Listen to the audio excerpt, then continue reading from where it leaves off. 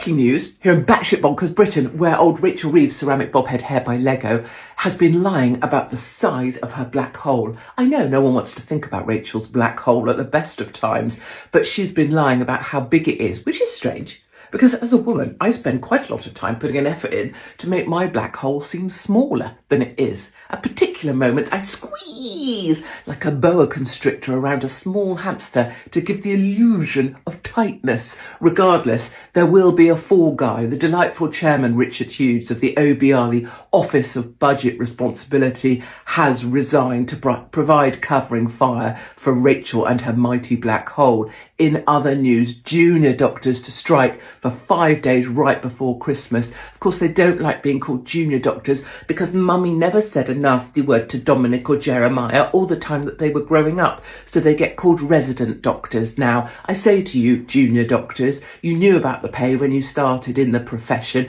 You're supposed to care about people, so maybe you should care about them at Christmas, and you're going to make your money back when you're a filthy rich consultant selling skills that we've trained you up with as a consultant in your private practice. Plus, my darlings, you get to go to work every day in the equivalent of pyjamas with an elasticated waist and a pair of sneakers. You want to know what hard is? Try running a small business in the private sector right about now. Get back to work. And finally, your party conference with Zara, Sultana Brown and Jeremy Corbyn off to a cracking start when two hardline Islamist MPs resigned before it even began.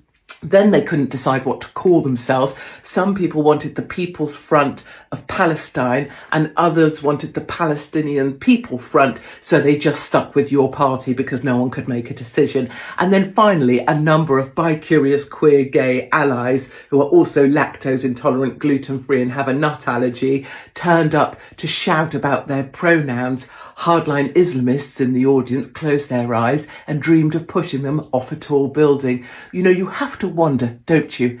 If you have people who describe themselves as non-binary, you can't really be expecting them to ever make a simple decision. Now, can you? That's it, my darlings. Batshit bonkers Britain.